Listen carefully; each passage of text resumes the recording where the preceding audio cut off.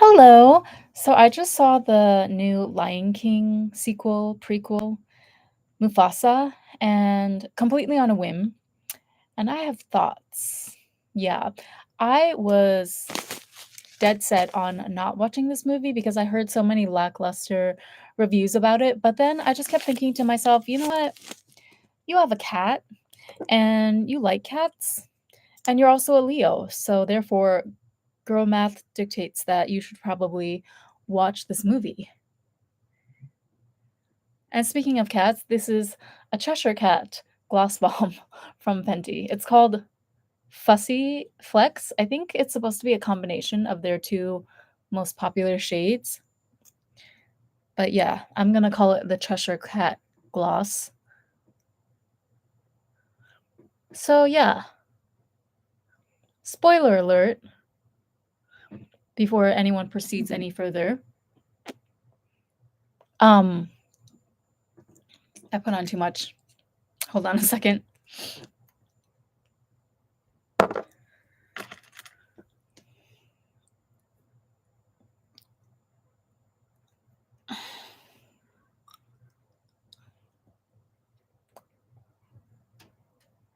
Does anyone else have to do this every time they apply a lip product? Like, I always have to go back in and clean up with a Q-tip. I can't stand it when the product is close enough to the inside of my lips that it makes those lines when I move my mouth up and down. Okay, but anyway, so yeah, spoiler alert if you don't want to hear how the story goes. I mean, I assume everyone knows by this point, but okay, so I actually didn't know, like, they basically used this movie to rewrite history. Like, there was supposed to be a pre-established canon story to the backstory of Mufasa and the whole, lineage of that lion family, but they decided to completely erase that in this story and rewrite Mufasa's story as that of an orphaned lion that basically just fell into, or just, randomly stumbled into the company of a royal family, which was Taka's family. But was it random or was it fate, right? Because that was another huge theme in this movie, that everyone's fate is kind of like not predetermined, but there's always like voices, ancestors, parents, signs, dreams guiding you towards your fate, and it's inevitable, was kind of the overall message that I felt was being pushed in this film. So, yeah, let me just make a few general comments. So, I watched this movie, like, I was debating for weeks on end whether or not I should go watch it, and the deciding factor for me finally was the fact that I do happen to have a cat myself, and I like cats because they're very cute. And so when I saw this movie, it just reconfirmed that I think they're super cute. And now I want a lion cub as a pet, which I know it's like inhumane, considered inhumane to adopt a wild animal of that caliber to be an indoor pet. They don't belong inside the house, they belong in the wild, etc., etc. But I'm just saying, like, full disclosure here, I'm just being transparent. If I had the money, I would totally get a pet lion or two. Um, I don't know. It's my toxic trait. They were just so like the little cat faces. Well, the faces were kind of mid. I mean, the faces were fine. They emoted the proper amount, I guess, this time around compared to the original Lion King. Well, the original live action Lion King, I heard that a common complaint was that it was too photorealistic to the point where there was no expression whatsoever, or it was very hard to tell the expression on the cats' faces, because in real life, cats don't have much expression. I mean, they do, but it's just different from human emotions, right? But in this new movie, Mufasa, I guess they upped the ante on the CGI and they improved upon the last movie by actually, you know, expressing the emotions on the characters' faces better, which I guess you could say is an improvement, but I never watched the first Lion King live action anyway, so I don't really have a reference point to compare to. But what was I saying? Yeah.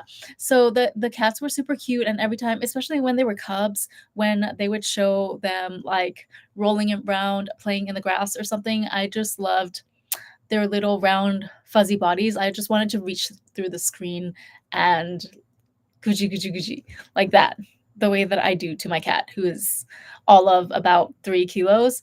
So oh, and also like the CGI was not the most impressive thing, but I am not really the person to critique that art form necessarily. So I will just say that um, there was a lot of water in this movie. That was a huge theme. So let me just try and summarize the plot as well while I analyze. So Mufasa was basically as a young cub. One day he was playing in the river, and he was with his parents while they were watching over him as he played in the river, but then things escalated pretty quickly and there was essentially a flood. And so his long story short, his parents were not able to save him in time, and he managed to cling onto a stray log or branch for days, nights, we don't know how long, but he was adrift in that river for a while before he finally washed ashore to the place where Taka and his pride lived. And so that's how Mufasa lost his parents. In the beginning of the movie, he later reunites with the mom at the end. But yeah, so this establishes, as you can imagine, a deep seated fear of water in Mufasa from a young age. And so there's a lot of water sports no, like water related scenes in this movie, whether it's that first scene where Mufasa's almost drowned by the current in the river, or later on when he and Taka become brothers and they play together.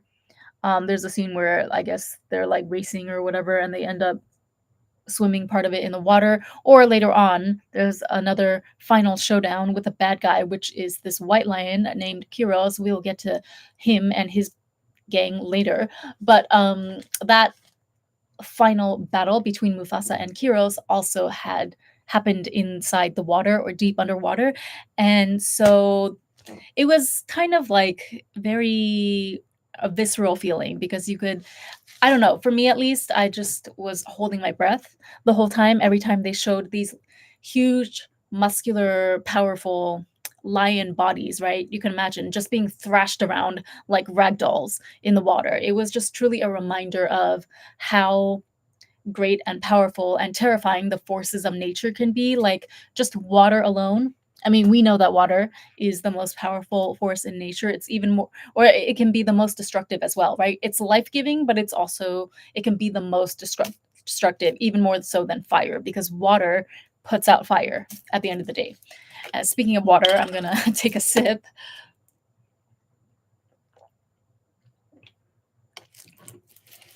So, yeah, Taka, who, spoiler alert, becomes Scar later on, but Taka is this young royal lion. He's the prince basically of his pride, and his dad is Obasi. I keep wanting to say Obaji, which is a skincare brand here in Japan, either that or Obake, which means like ghost in Japanese.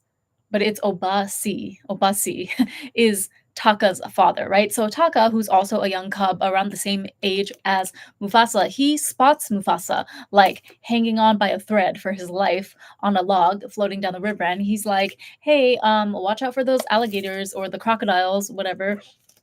And then so narrowly, both of them either wait, I don't remember.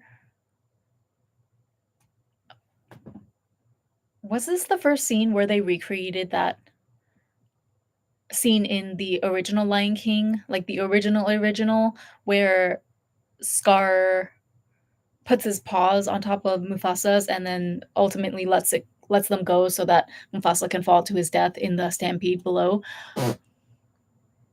Yeah, I think I'm not sure. This is one of my, I don't want to say critiques, but I noticed that they repeated a lot of themes over and over again in this movie. It just felt kind of lazy at parts, I am sorry to say. Like, for example, the Taka's pause over Mufasa's pause scene, that was done at least 2 or 3 times. I don't even remember because they repeated it so many times. And another phrase that they kept repeating was that, "Oh, don't worry, he lives on in you," or "They live on in you," referring to, Mufasa's lost parents or, like, later on Taka's deceased parents. Like, somebody would be every time there was a young lion or just lion in general looking dejected or depressed about the death or the whereabouts of their parents, Rafiki or someone would just step in and say, "Yeah, but don't worry because they live in you now." And then they would repeat the line twice. Like it was so weird and forced to me. He would literally repeat the exact line twice. Like, let's say Mufasa was just, sitting by the riverside staring at his own reflection and missing his parents. Rafiki would be beside him, like, "Yeah, but don't worry, young king, they live in you now. They live in you." He would repeat it twice like that. And the funniest thing I thought was that, okay, because like I'm watching it in Tokyo, right? So they had the Japanese subtitles on screen, and they would word those two lines slightly different each time they showed it, even though the character was saying the exact same thing in English. So I just thought that was so interesting. It's almost as if I don't know who did the Japanese captions for this movie. It's almost as if that person was like trying their best to add some variety or some sort of finesse to the script. And it's like, no, dude, give it up. Just use the same line twice because that's literally how they say it in the movie. But anyway, yeah, so okay, I don't remember if that was the first scene of the Scar's paws on Mufasa's paws, but let's just say that it was, right? When Taka first meets Mufasa and decides to save him from the crocodiles, but then like they both almost drown or fall into the river, and Taka's mother, whose name is Eshe? Yeah, I can't believe I'm remembering all these names. But Eshe comes and saves them in the nick of time. And she's like, "Taka, you know better than to play dangerously like that. You guys, or you boys, are so lucky that those were baby crocodiles or baby alligators. I don't remember which one. I think crocodile, yeah." And then Obasi, who is Taka's dad, who is also the king of that area, is all like, "No, we cannot take strays in." Like he's very, very xenophobic, and he makes sure to drill this concept into his entire pride's minds, as well as particularly that of his son Taka, which I believe was the first damaging like childhood trauma that led to all of the mess that ensued, and kind of like the painful betrayal and whatnot, and later on semi redemption of the friendship between Taka and Mufasa. But yeah, so Obasi is like, "There's no way that I'm gonna let a stray live with us." Eshe, who's his wife, or the queen, he's like, "Eshe, you can't just keep taking in like every single orphan that you find."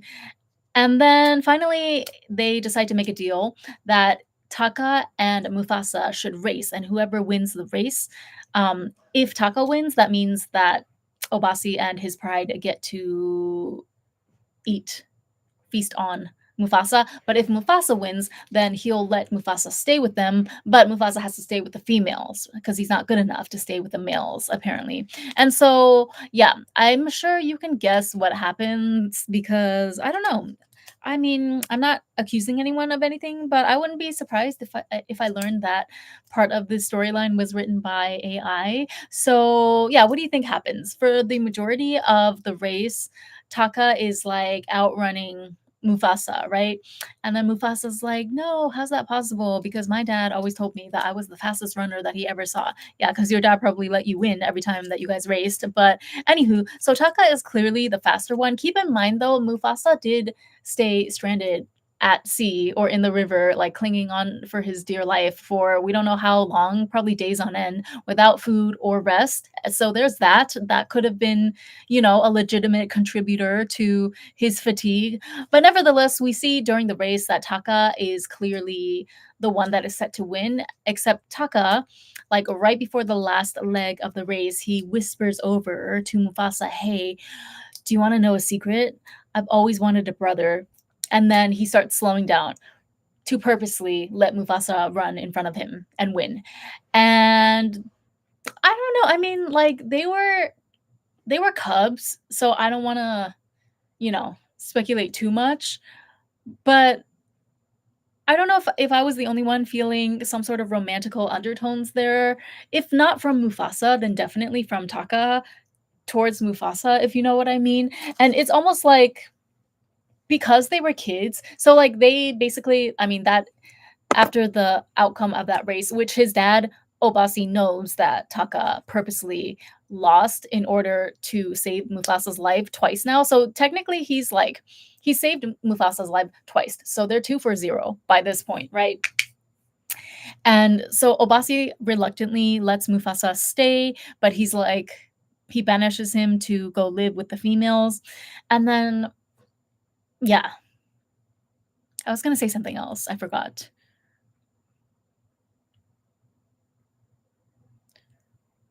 Well, I'll come back to it if I think of it. But anyway, so Mufasa goes to live with the females, but this actually turns out to be very advantageous for him because he he learns how to hunt under their tutelage, which is something that Taka does not have the privilege of learning because he lives with the male lions. And come to find out, surprise, surprise, the only thing that the male lions do day in and day out is take long ass lazy naps. I almost said nazy laps. They take long ass lazy naps throughout the day. And while the females are out there hunting and gathering and doing all the real hard work, I mean, what else is new? But again, since Mufasa is spending all of his time over there with the females, he kind of learns the skills of both like a male lion and a female lion at the same time. You see how this makes him a very, very unique, very capable lion. Okay. So then one day, this pride of like big, scary, evil white lions,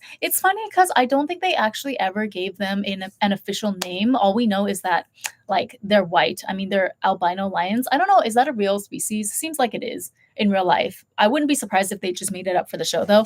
But yeah, they have to be, they have to be white lions because black lions would be racist. I'm kidding.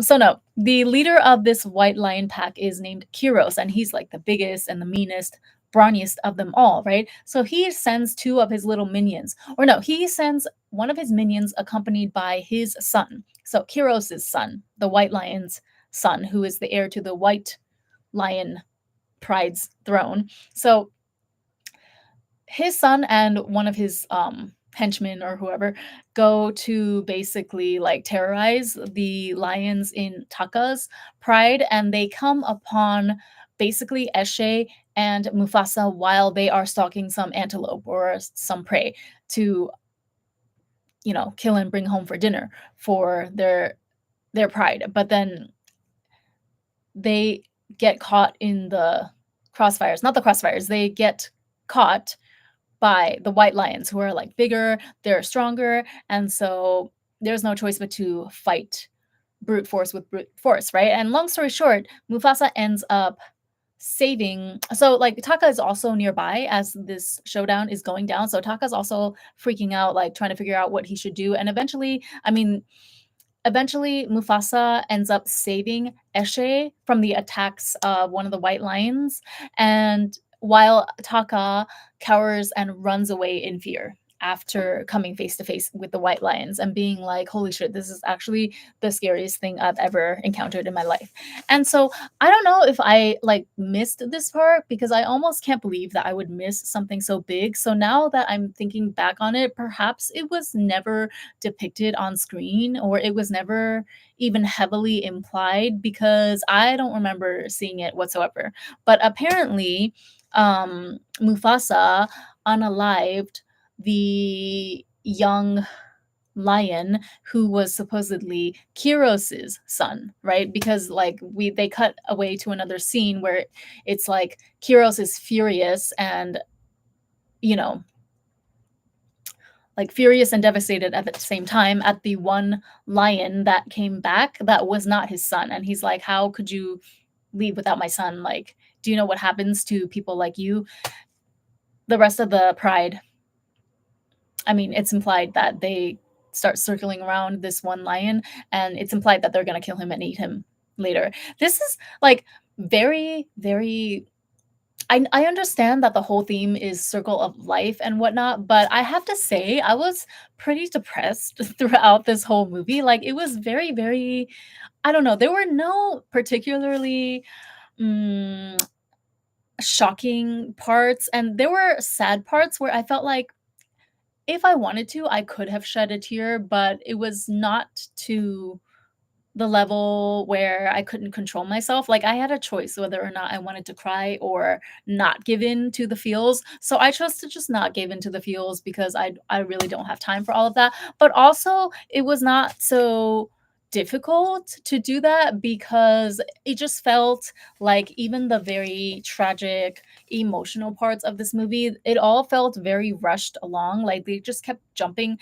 from jerking us from scene to scene, and not just in the story of Mufasa and Taka, also like back and forth to the present day. Because this is all, mind you, this is Rafiki and Pumbaa and Timon telling present day Kiara, who is Simba's daughter, about the origin story of her grandfather, Mufasa, who she never met, right? Because Mufasa died when Simba was a cub. Yeah, we all know the story. So, like, Simba is hiding in a cave with Rafiki and uh Timon and Pumbaa because there's this huge storm, and I guess she's like worried because she can't find her parents, but they all have to wait until the storm passes anyway before they go out again. So in order to pass the time and entertain her and educate her a little bit more on her family lineage, Rafiki decides to tell this origin story of Mufasa to her. And so they keep like interjecting and cutting back to the present day with Kiara, and also for Pumbaa and Simone to get in their little,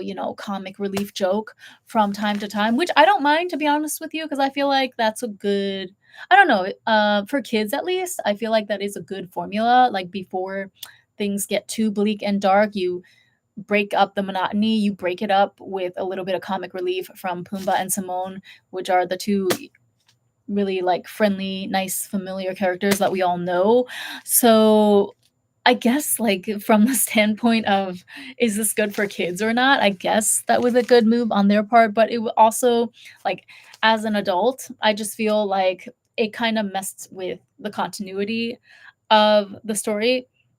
But the story was also, like I said, just super depressing throughout, and I just felt like okay, for 90% of the movie is just them kind of, like, running away from their homeland, meaning Taka and Mufasa, like, running away from Taka's pride, because once they realize that the white lions are coming to basically pillage their entire pride and, like, push them out so that they can take over more and more land in the area, they yeah, once they realize that Kiros is gonna stop at nothing because it's personal to him, the fact that Masa unalived his son, he will stop at nothing to basically destroy their entire pride.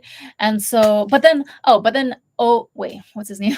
Obasi, right? Taka's dad is, like, eternally thankful to Mufasa at this point for saving his wife, Eshe, because Mufasa is the one who saved her, while Taka was the one that ran away in fear, right? So Obasi is kind of like he has turned over a completely new leaf when it comes to his outlook on Mufasa, and Taka is just like feeling super humiliated, dejected, and probably like an incel in that moment.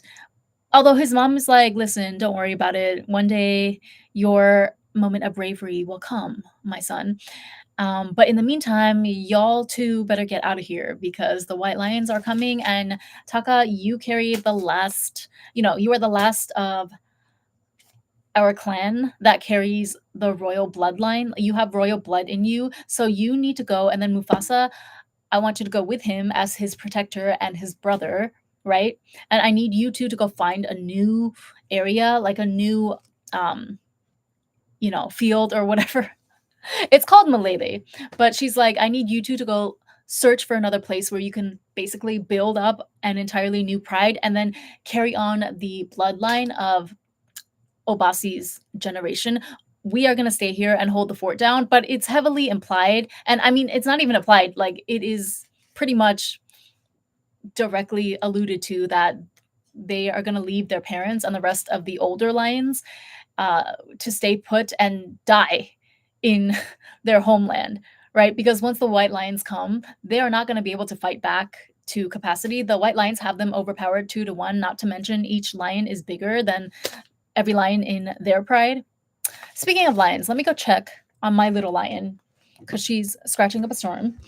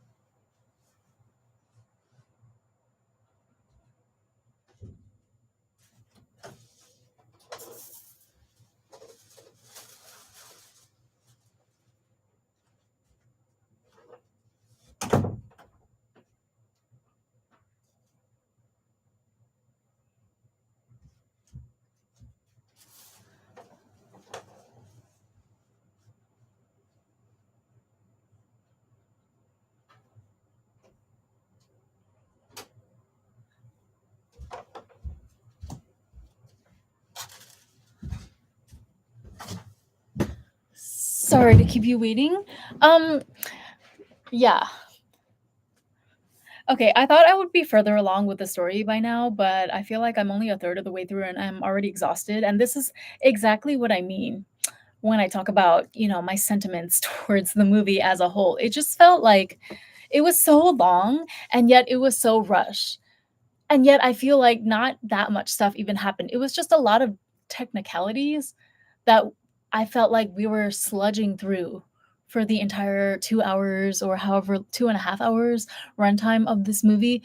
But yeah, so essentially, I think basically the theme, like a huge theme of this movie, or I guess you could even say the entire series at large, is the theme of being an outsider, right? Because Mufasa, it's kind of like everyone, to varying degrees, every person experiences that feeling of being an outcast or an outsider at some point in their life. So, in the beginning of the film, we see that Mufasa is with his parents where he belongs. He has a loving, nuclear lion family, and they are all happy together until nature wields her mighty hand and separates him from his parents. So then, from the point where he finds Taka, it's like he then becomes an outsider in terms of that pride, right? Because Obasi will not accept him, or at least not until he proves himself by saving Eshe. Obasi has a strict policy against taking in or trusting outsiders. Like his belief is that you can never trust an outsider. It can only be someone from your same lineage or of your blood, because outsiders will inevitably betray you at some point down the line. It's just, I mean, he's not right, but he's not wrong either, if you know what I mean, because Obasi has been around the block a while. He is older and wiser, and I'm sure he's seen some things in his day that inform his opinion on outsiders in the present day, right? But yeah, so Mufasa has a period where he's an outsider, but then at the same time, he finds a brother hood between him and Taka, right? So even though they are not born of the same mother, they still have that brotherly bond. So in terms of those two, it's like it feels right between them. And I'm still side-eyeing whether or not they were supposed to be brothers or some sort of lovers, like innocent love, right? Because this all happened by the time they're adults, something happens to where a wedge is driven between them. But from the time that they were little cubs up until teenagers, I don't know. It's very much giving, history books said that they were roommates type of tease. But anyway, and also like just the fact that I don't know the way that Scar said confessed to Mufasa during their race that he always wanted a brother.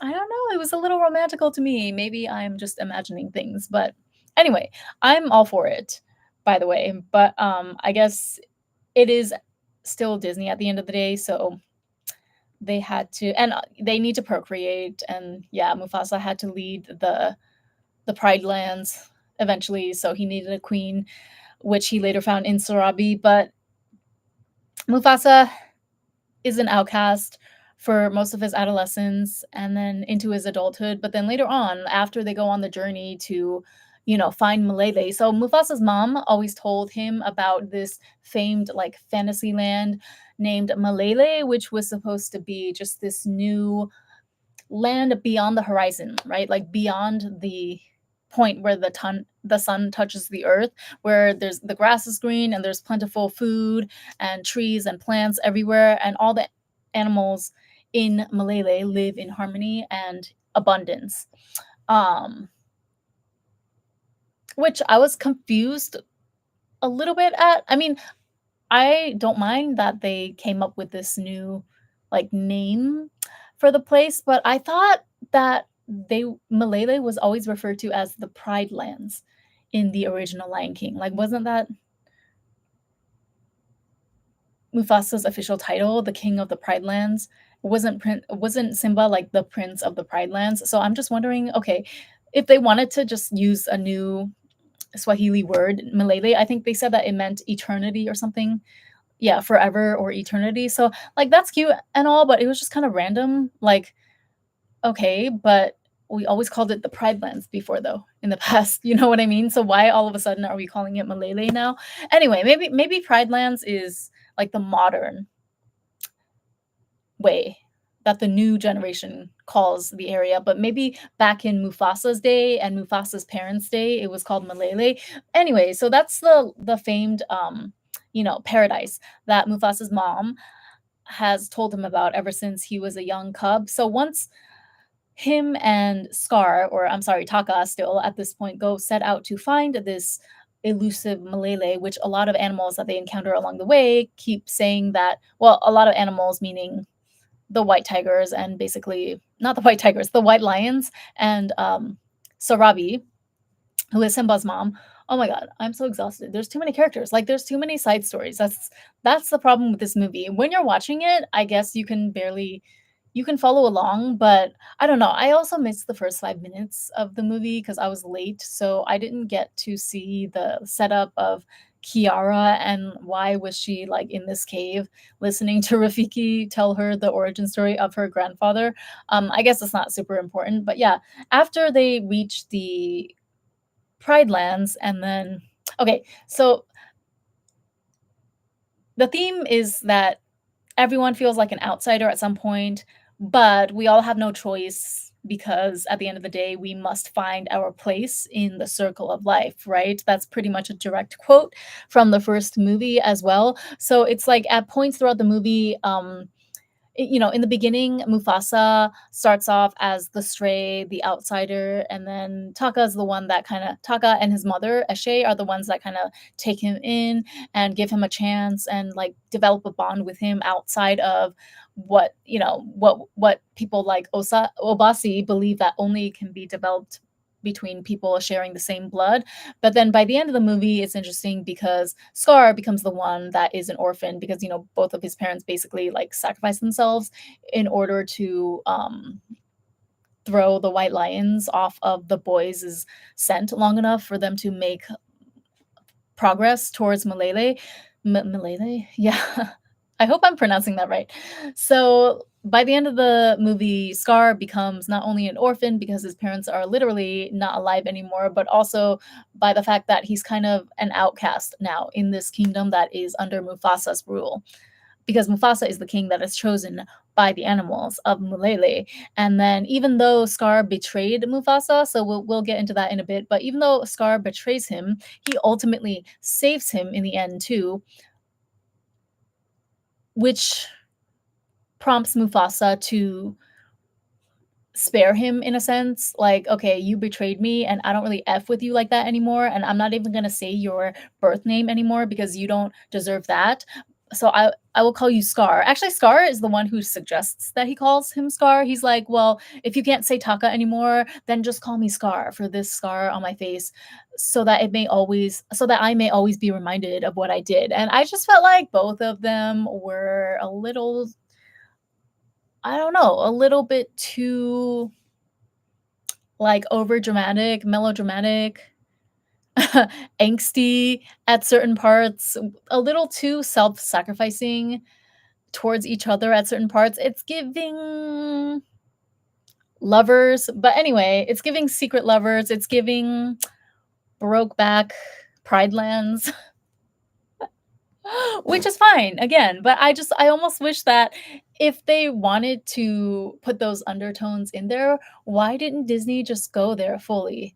No, I understand they can't because that would be they're already changing too much with this new sequel, with even just by making Mufasa into an orphan, because it's heavily implied in the first movie that Mufasa comes from a long line of royal blood, like, even when he's describing his position as king and Simba's role in the entire circle of life to Simba when he's a young cub, it's heavily implied that they come from a long line of royal lion kings. But what do I know? I guess it's up to interpretation at the end of the day.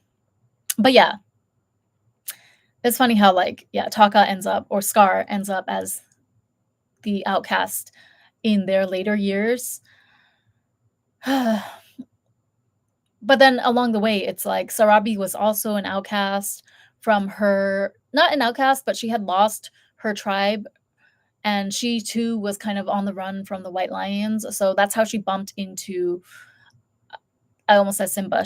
That's how she bumped into Mufasa and Taka, and then she has not Yago. Yago is in Aladdin. Who is that bird? Zazu. So she Zazu is Nala's, not Nala. Zazu is Sarabi's sidekick or ward. I'm not sure the exact term that they used. And then they also bump into Rafiki, who was also outcast from his community, which is a community of mandrills, not baboons, as he likes to correct us. He is a mandrill, in fact, and he had like magical shaman like abilities. He was displaying, empathic, psychic abilities ever since he was a young mandrill. Rafiki was very okay.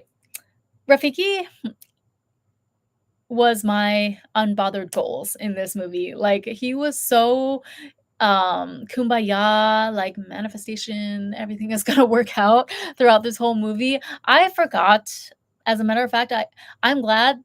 If there's one thing good that came out of this movie, it's the fact that I was reminded of how amazing Rafiki is as a side character. Rafiki needs to go into the top side characters of all time. He must be right up there near Cheshire Cat, because Rafiki don't give an F, okay? Like, I remember when they bump into him as they're all trying to find Malele, although Sarabi insists that Malele doesn't exist, but she is still trying to find, more fertile ground, or like a safer place, or at least members from her own tribe, and they bump into Rafiki along the way. So Rafiki, when he was younger, he was basically kicked out of his own tree community by the other mandrills because they were afraid of his powers. Like, they didn't appreciate the fact that every prediction that he said came true. Every catastrophe or calamity that he predicted came true, so they began to associate him with bad luck, even though it wasn't him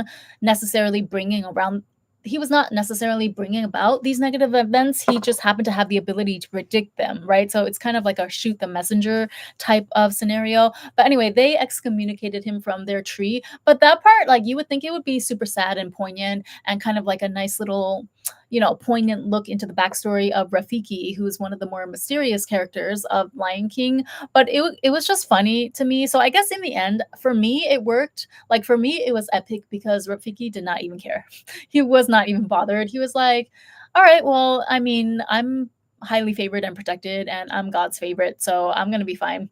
And so he just drops out and starts pilgrimaging to Malele, right? Which is where he bumps into Taka and Mufasa and Sarabi and Zazu. And then the lions, when they first meet him, they're trying to be all tough and intimidating in his face, like, we're about to eat you for lunch because, we haven't eaten for days and days, which is another weird thing because they kept saying that hadn't eaten, but then they just drop the conversation about food.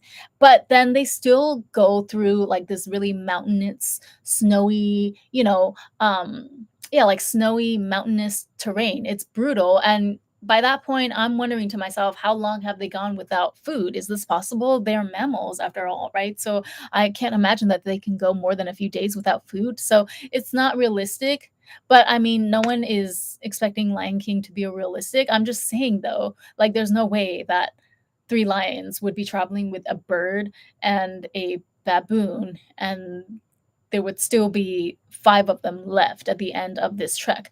But anyway, let's just suspend disbelief on that part.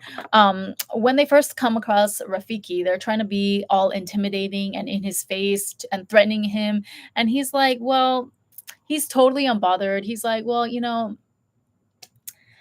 I mean, you're not gonna eat me. I know you're not gonna eat me because I'm the one that knows the way to Malele. And Mufasa's like, what? How did you know about Malele? Only my mother ever told me about that. And he's like, well, yeah, I know everything about you guys because I'm psychic.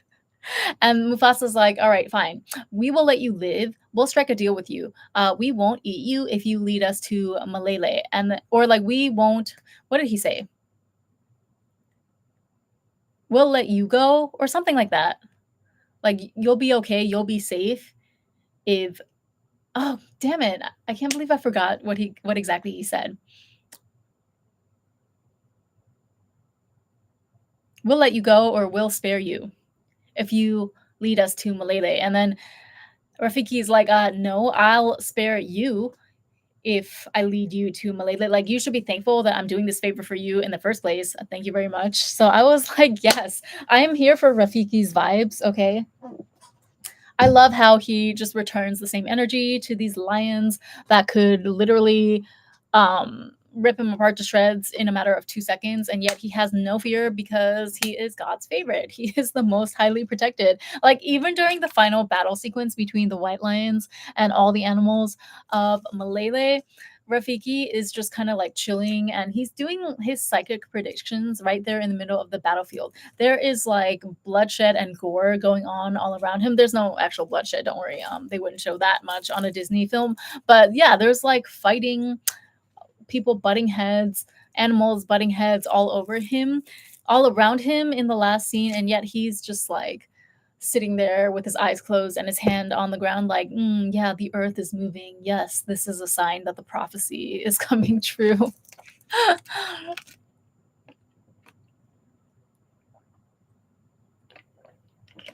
So yeah, I love Rafiki.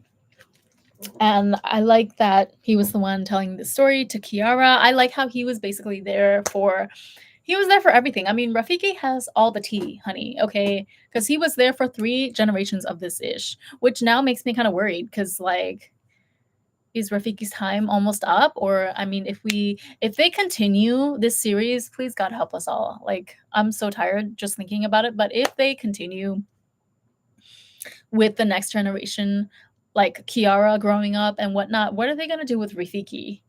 They can't just keep him forever. I mean, how long is the average lifespan of a mandrill? I can't imagine it is more than a lion's.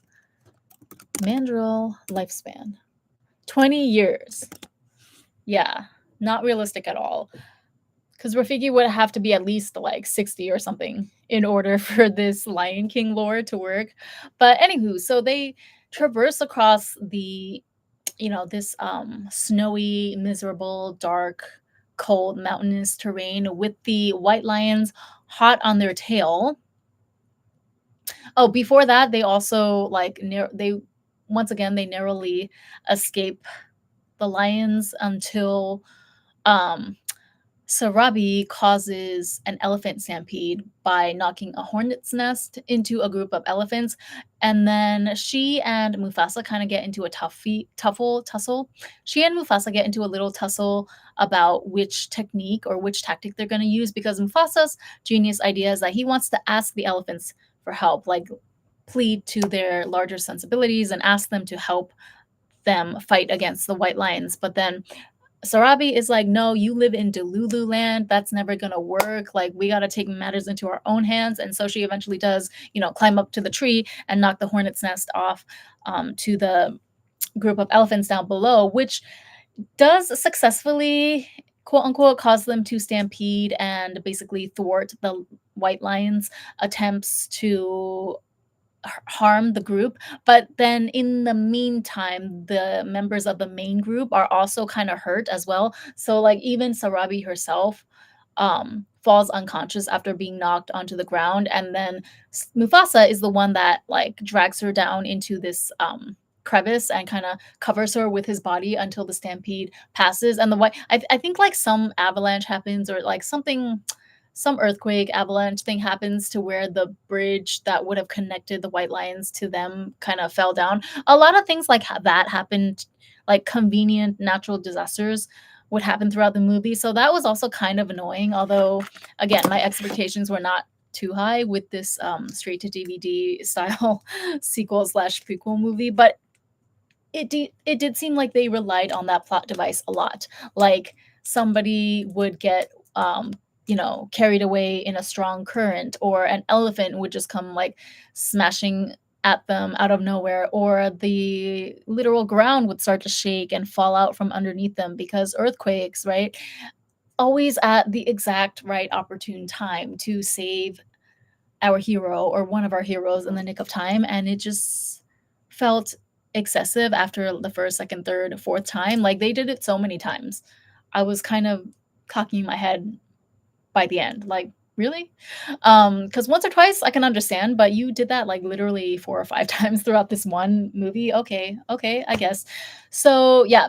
But then so Sarabi was unconscious, right? When Mufasa saved her from being trampled to death by the elephants. So when she finally comes to, she's like, wait, what happened? Who saved me? So Mufasa gives credit to Taka, who is actually in love with Sarabi by this point. So Taka is, I don't want to say he's an incel, but like he suffers under kind of a different burden than Mufasa does, right? Mufasa has to struggle with feelings of, loneliness and not fitting in, that type of stuff. And Mufasa laments at one point that no matter how many times he feels like he's found a new family, or he's found a new home, he's always somehow displaced in the end, and he always loses hope, and he's losing hope that he's ever going to find like his forever home, in a sense. While Taka may have grown up with a silver spoon in his mouth, but like by, I guess, the other side of the same coin, the fact that he's been told his whole life that he's special, he's going to be king, he has royal blood in him,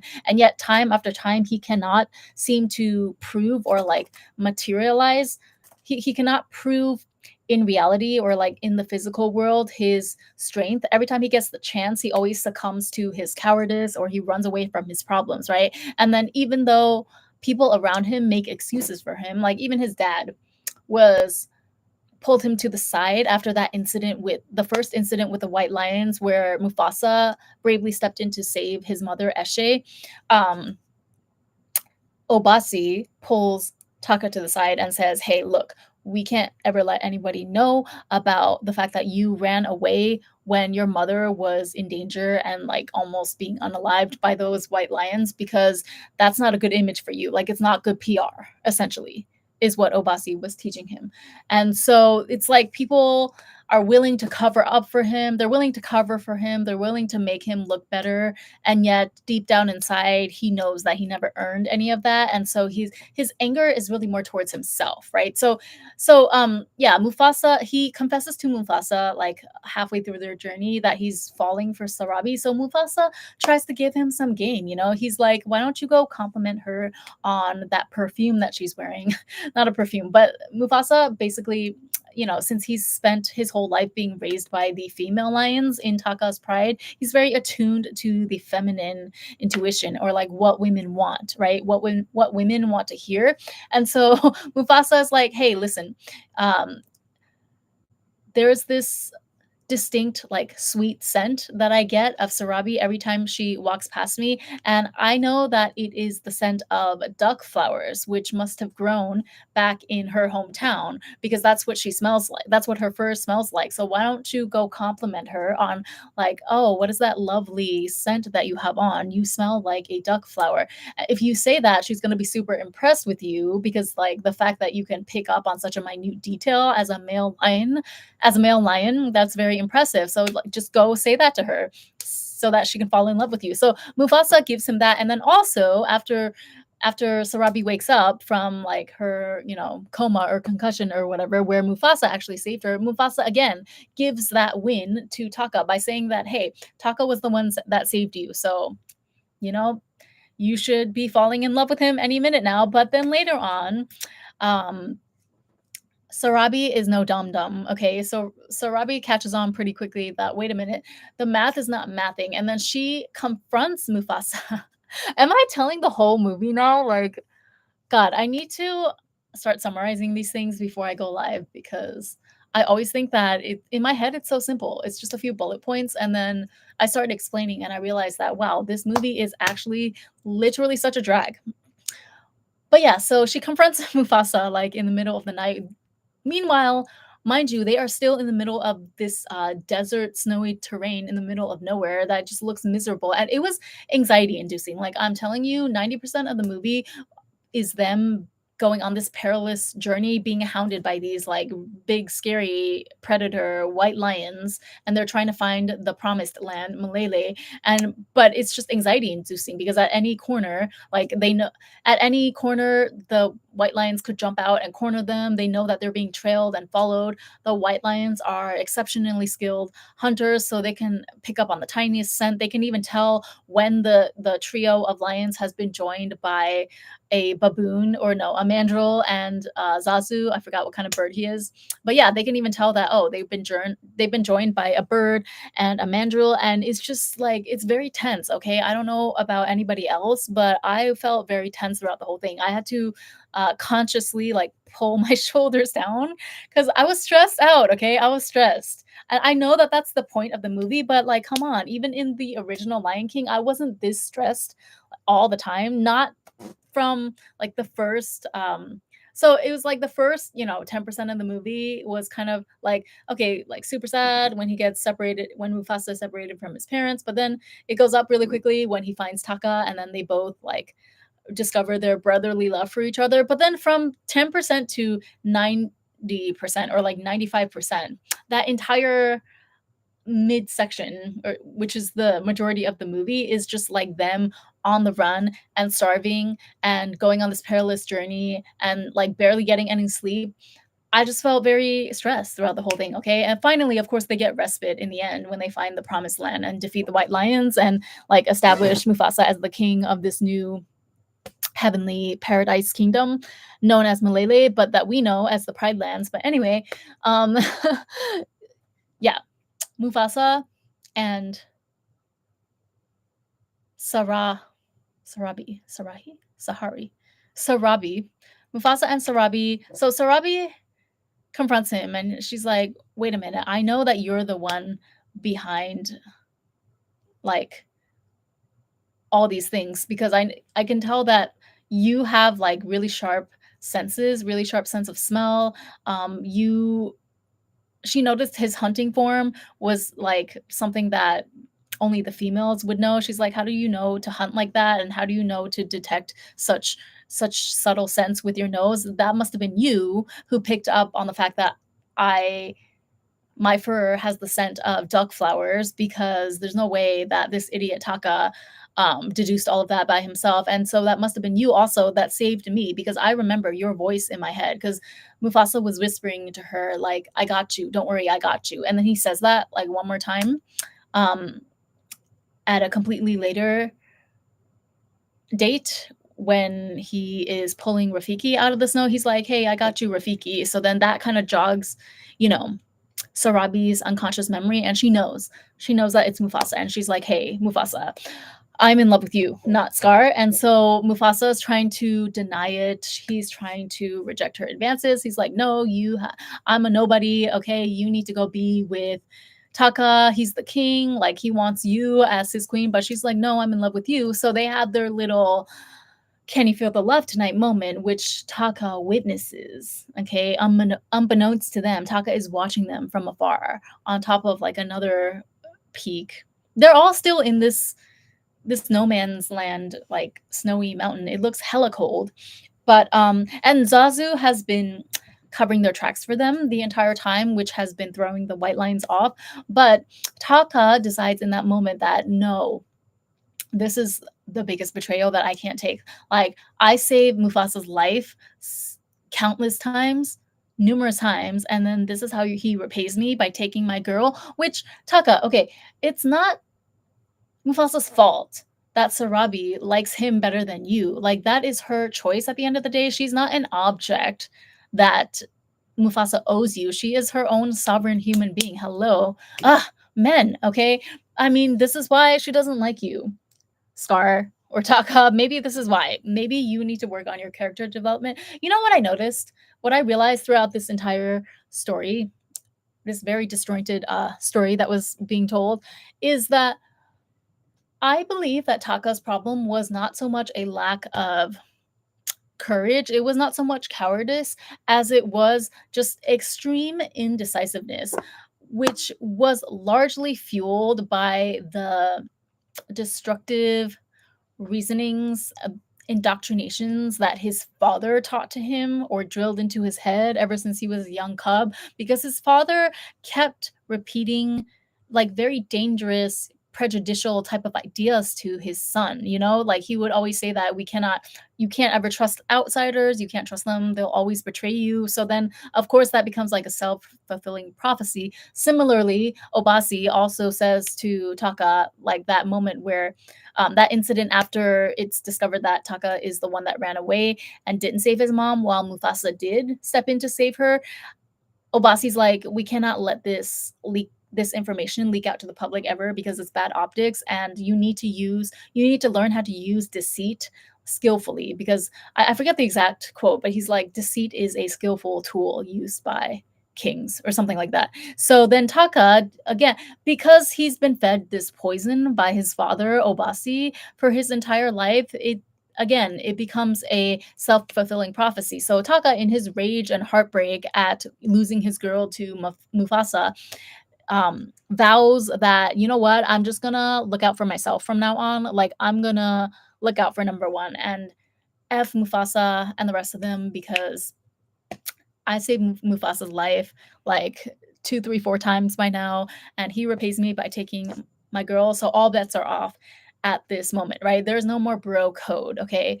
Like, all bets are off. And so he um decides to go to the White Lions at this point and strike a deal with him that he's going to lead them to Mufasa so that Kiros, the White Lion, can finally unalive Mufasa, you know, like do the job himself to avenge the death of his son. Which, if you think about it, okay, I kind of understand. Like, if somebody unalived my son, I kind of understand Kiros's blind rage and insistence on going after them and chasing Mufasa until the end of the earth. But then again, he was also the one who like sent his son and another lion to go bother Taka's pride, that were just literally minding their own business in their own land. So at the end of the day, I think Kiros brought all of this tragedy upon himself. But I'm just saying, like, what's done is done. And the fact that Mufasa unalived his son, even though it wasn't likely in self defense, most likely, but from a father's standpoint, I can kind of understand, is what I'm trying to say. So yeah, so Scar starts leaving claw marks. Like, that's not obvious. Oh, that's just something that the rest of the crew doesn't notice as they keep moving along in their journey. Okay, believable, sure, convenient. But Scar starts leaving his claw marks on the trunks of trees to give pointers to the white lions as to where the group was headed, which was eventually Malele, right? So they make it to Malele and then they're like rejoicing. They're taking in all of the beautiful scenery and the animals and the flowers. But that joy is short lived because the white lions once again rear their ugly heads. And the rest of the animals in Malele, or I'm just gonna call it Malele and the Pride Lands interchangeably because, yeah, my brain is finding it hard to make the switch right now. But the rest of the animals, I think it was like a giraffe or something, kind of question Mufasa like, we don't, no offense, but if you come here, we heard that you were being trailed by a bunch of really scary predator white lions, and we don't want you to blow up our spot. So could you leave, please? Because like we don't want to become, you know, White Lion's dinner, if you catch my drift. And Mufasa's like, no, no, you don't, you got it all wrong. We were so careful. We covered our tracks. Like, we got Zazu. He took care of it, okay, with his wings. The White Lions do not know where we are. They're not on our trail, except unbeknownst to him, they do know where they are because of Taka's um, traitorous deal with them behind Mufasa's back. Oh my god, I can't talk anymore. So then, yeah, the White Lions show up, and then it is revealed what Scar did, what Taka did, and then Mufasa is like, "Oh my god, my brother, Etu, Etu Taka, you betray me like this." But then again, this is what I say, like indecisiveness. Okay, that's what's gonna kill you. It's not so much to do with bravery and valor versus cowardice and fear. It's more like make up your damn mind, Taka, because in the denouement, okay, so like there's this huge final battle that ensues. Mufasa, it turns out, is a very gifted orator. He's very giving like charming politician vibes because he gets up on that rock, Pride Rock, I guess, and he addresses the entire animal congregation and gives a speech so moving to convince every animal to join him in arms against the white lions. So all the animals, right? The white lions, if they were only pitted against the lions in that land, um, they would have been cooked, Mufasa and company. But now that he's harnessed the power of all the animals in that kingdom, the white lions don't stand a chance. It's only a matter of time before they get their butt kicked all the way out of the Pride Lands. And so, yeah, so it comes down to, of course, a one-on-one showdown between Mufasa and Kiros, who again is there to just avenge the death of his son that died by the hands of Mufasa technically, but it was in self-defense. And then so right before Kiros, right before Kiros is about to like end Mufasa or swipe across his face, Scar bursts through, or Taka bursts through and like offers his face. I don't understand, why couldn't you just put your paw there? Because at least I would think like okay, it's got to be bad enough to be scratched that hard by Kiros in any part of your body, but I would imagine a paw is better than your face. But anyway, the rest is history because, as we all know, they needed an excuse to come. They needed an explanation for the scar that Scar has over his left eye. So yeah, that is where it came from. The last minute where Scar's witnessing Mufasa and Kiro battling to the death, essentially, with Kiros winning and towering over Mufasa because Mufasa's like weakened and lying on the ground, and Kiros is about to deal the final blow to him. And at the last minute, Taka feels some remorse for his decision and like jumps in and offers his face instead. And so Kiros slashes him across the face, which leaves Scar with that telltale scar over his left eye. So then Mufasa is like, okay, I'm thankful, but at the same time, you ain't shit. So you can stay and, you're still my brother, but you're like my ain't shit brother now, right? Our relationship is never going to be the same as before. So I feel like, honestly, again, okay, it's giving very like forbidden, Brokeback Pride Lands vibes to me. Like, it's giving they have a little deeper feelings for each other than just brotherly love, and it's almost as if they're Mufasa and Taka, now known as Scar, To me, it's like they are toxic twin flames that are kind of destined to continue. Like they keep saving one another and then like betraying one another over and over again in this never-ending pattern, this pathological pattern throughout the whole movie, which we know extends to the Lion King, the regular, the original that started it all as well.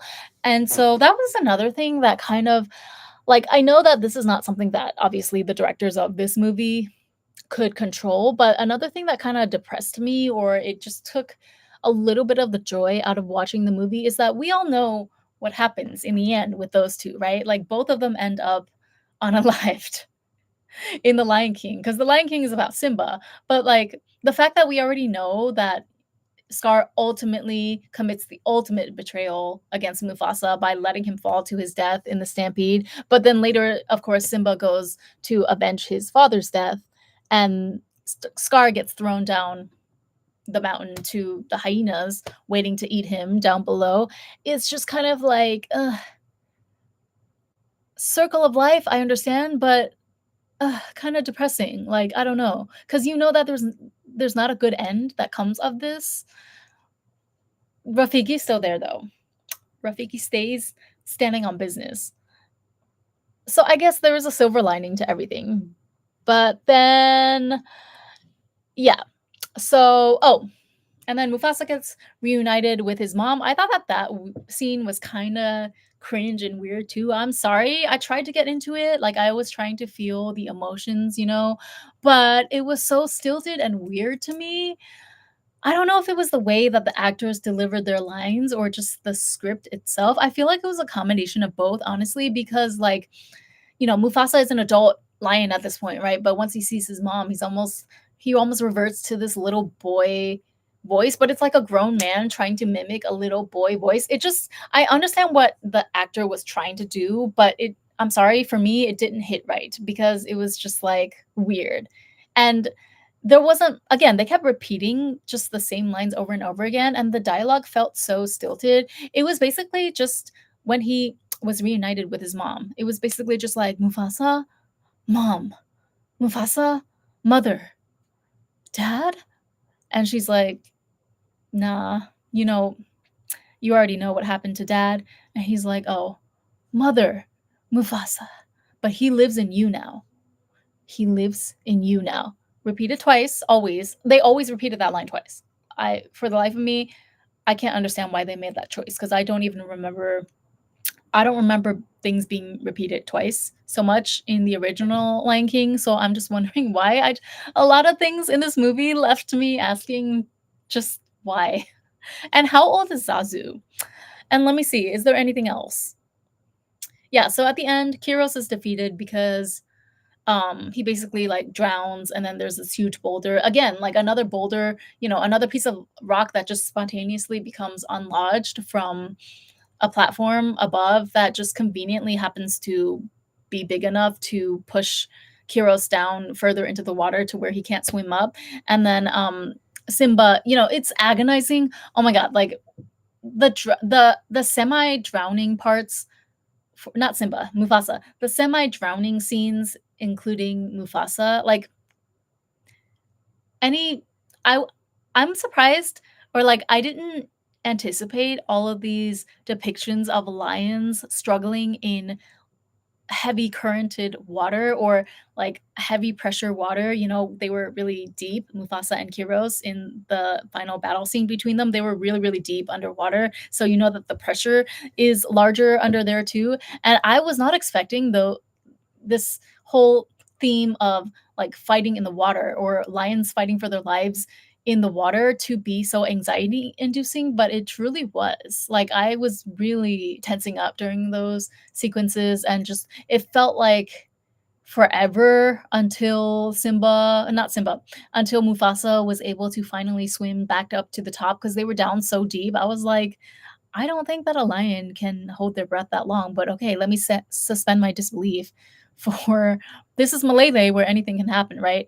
Yeah. So then when he swims up to the surface again, oh my God. So again, like he's not able to lift himself up the final distance that it would take for him to jump out, like burst out of the water, because it's such a steep incline, the rock that he's clinging onto. So again, we have like for the third or fourth time, Taka is there to put his paws on Mufasa's paws. And he's like, you can see he's conflicted. Like, do I let him drown or do I save him? I'm so conflicted because I love him, but at the same time, I hate him because of what he did.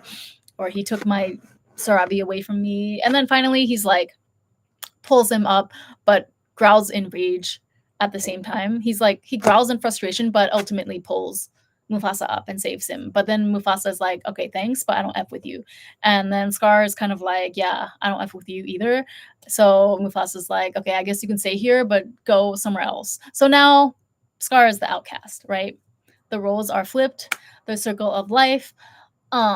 Then we cut back to the present where the storm is over and Kiera's parents, Simba and that other girl, Nala, Simba and Nala come back and she's like, "Hey, mom, dad, I was just hearing, I was just like hanging out with Rafiki and Pumbaa and Timon in that cave thingy, and they were like, "Hey, we have a surprise for you." Or Simba is the first one that comes to greet Kiera and he's like, "Hey, Kiera, I need to tell you something about your mom." And then Kiera, after hearing this, super traumatizing generational story of her grandfather Mufasa, is on high alert at this point. She's like, "Why? What's wrong? What happened to mom?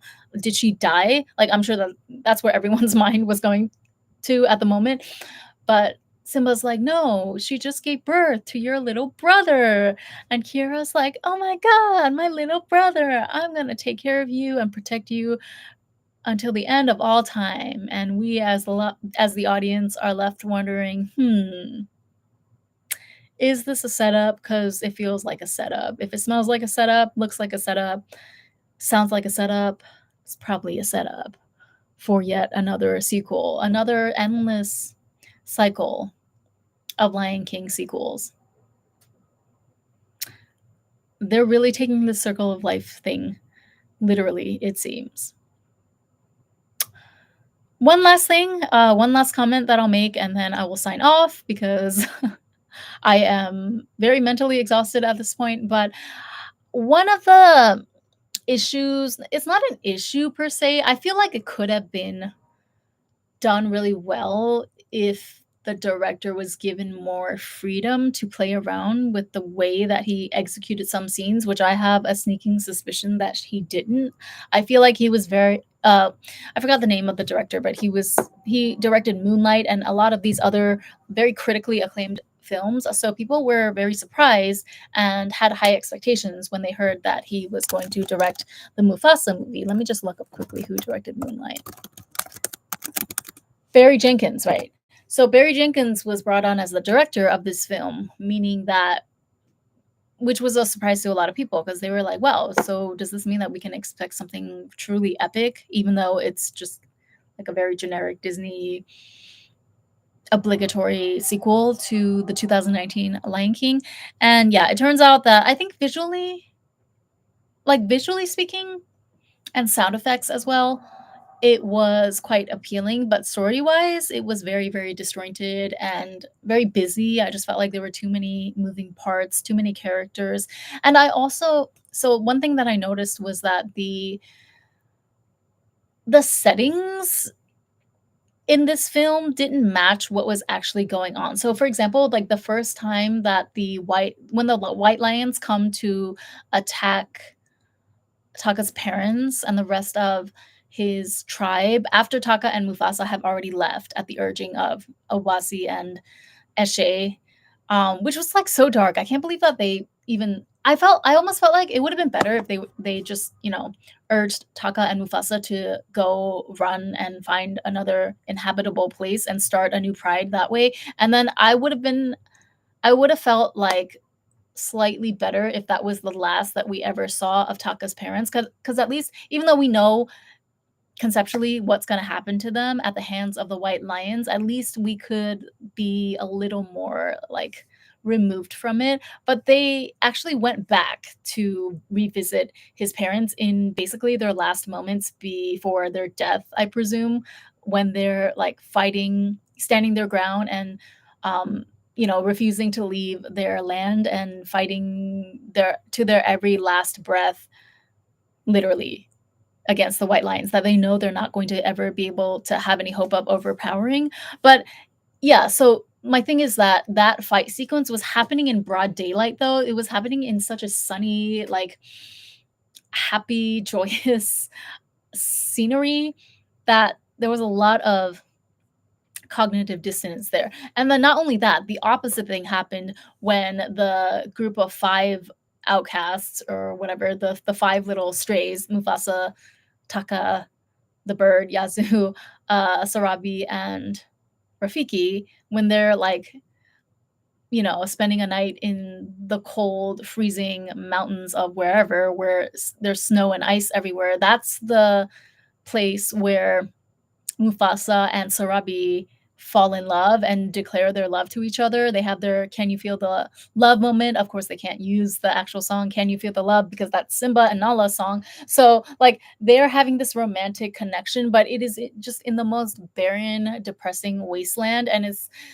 just like the scene, the scenery doesn't match the vibes, okay? And I understand that that can happen sometimes, like you can't always have that would be obviously way too trite if only positive things happened in the sunshine and only negative things happened in the dark, freezing cold of night in the mountains in the middle of nowhere. But I just felt like, I don't know, the way that they shot the scenes or something about the scenes, it was just very not, it didn't hit correctly. It didn't hit that emotional note that I would have expected the actual scenarios to elicit out of me,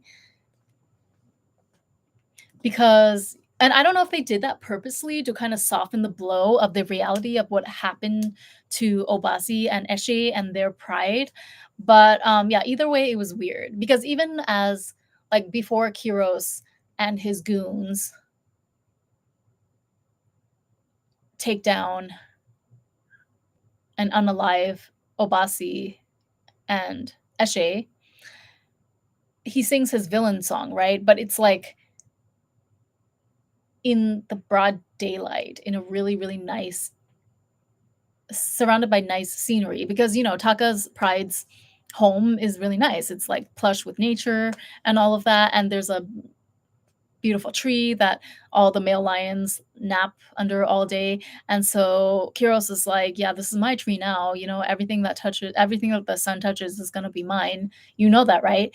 And he sings his villain song, but it's in broad daylight, and yeah, the vibes are just not evil whatsoever. It's not like Scar's villain song in the first Lion King, which was, of course, epic. It happens at night under a full moon or something, and it with the hyenas marching in Nazi formation. Like, that was a truly chilling Disney villain moment if I saw any. But this one, it just really, I don't even want to say it felt flat. It just felt so, I felt a lot of cognitive dissonance with the setting versus like kind of the upbeat, jokey nature of the song. Oh yeah, because Kiros always also says bye bye. He's like, bye bye, like, you're gonna die, basically. And I don't know, again, is that supposed to make him not as scary to children, because he's quite scary when he's in fight mode, but then is it supposed to kind of take the edge off that this huge, scary white lion, menacing white lion with no mercy, says bye bye to people when he thinks that he's gotten one over on them? I don't know.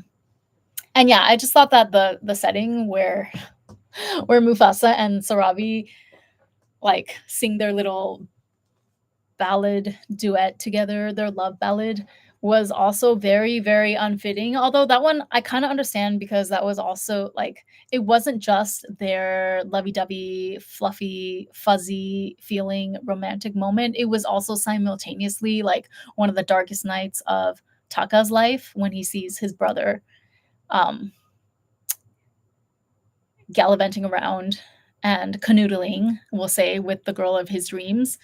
So yeah, just a very, very chaotic movie. Chaotic is how I would describe it.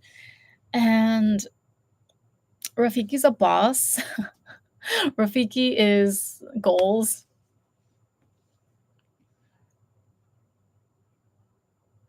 Anyway, that's all I got.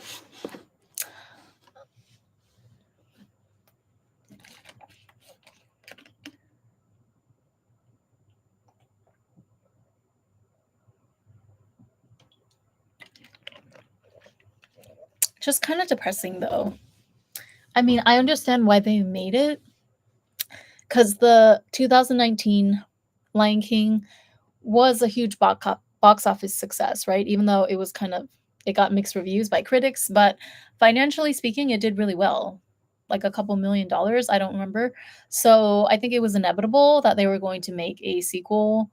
And yeah, like the fact that they decided to revisit Mufasa's origin story, I can't even be mad at them for that either because it was either that or go off on like yet another tangent with another completely new set of characters, like a new generation of lions, which they probably just felt like would be too much of a disconnect at this point. So I totally understand the decision to go with Mufasa's origin story. I have to say, I'm left scratching my head at a lot of the choices that they made, as well as just the general feeling of dissatisfaction that we already know as the viewing public, the outcome of both of these lions' lives, like the way that they both die, and the fact that, like, we know it doesn't get better for them necessarily, you know? It becomes very quickly, it just becomes Simba's story. It was always supposed to be Simba's story mainly in the first place. So the fact that they went through all of this to establish such an emotional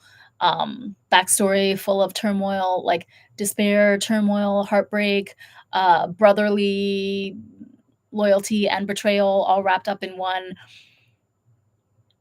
culminating in a happy ending for this installment, but we know in Lion King that both of them are gonna die, you know? And it's like it's sad that they died without reconciling. Because if we it's almost like if you didn't watch the original Lion King, or if we didn't have the original Lion King and the story was open to any interpretation or direction from this way forward, at least we could have the hope, we could look forward to the possibility of Taka and oh my god, what's his name? Mufasa. We could look forward to them reconciling and repairing their brotherly bond somewhere in the future, but we cannot look forward to that though because it's not what happens in The Lion King. So, anyway, you guys let me know, what did you think if you saw the movie? Do you agree with me? Do you disagree with me or my takes? I thought that Scar had a wife. Like I thought he eventually married someone? I don't know. It was in one of the other, like, straight to DVD or straight to TV sequels. I can't be bothered. I mean, I like The Lion King. I do think that it's a masterpiece, but I just think it's funny how you know who likes Lion King? Bros like Lion King. All the bros, when you ask them, "What's your favorite Disney movie?" They're like, "Oh, I love The Lion King," because you know, they can't say that they like anything having to do with, God forbid, a princess and a prince, so it's gotta be The Lion King. I liked it as much as the next person, but it wasn't, like, my favorite, but I will concede that it was definitely a masterpiece, and I do think that Rafiki is one of the most legendary side characters of all time. I might not be mad at a f if they wanted to do a full feature-length film on Rafiki, but they kinda already touched on his origin story in this one. I can't imagine, like, how much more you could expound on it. The fact that he was kicked out of his little baboon or mandrill community for having psychic powers. I feel like Rafiki is kind of represents the modern day equivalent of psychics, or you know, people that claim to be empaths and psychics and have certain abilities that other people ostracize them for all throughout their childhood. I feel like that's what Rafiki was giving me in this movie, and he was just never bothered. Even after they kicked him out of the tree, he basically just like landed on his feet. And yeah, like he also was apparently born without the ability to use one foot, so or one leg was lame, meaning that he only had full functioning capacity of the other leg. So that made me wonder, why wasn't he walking around with the cane the whole time then? Why did he only get a cane that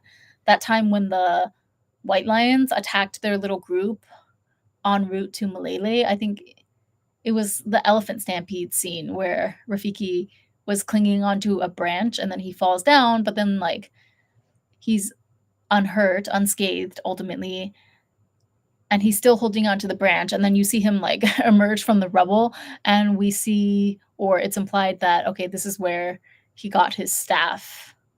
But it's like, why wasn't he always walking with the staff though? Because his leg has been bad this whole time, right? Or he's had a birth defect with his leg. But then again, it's Rafiki, like cane or no cane, food, no food, lions, no lions. He's always gonna manage to find a way to live his best life, apparently. And that I find to be aspirational. So in that sense, yes. Team Rafiki all the way. Okay, I'm really gonna go this time. Bye. Thanks for joining me.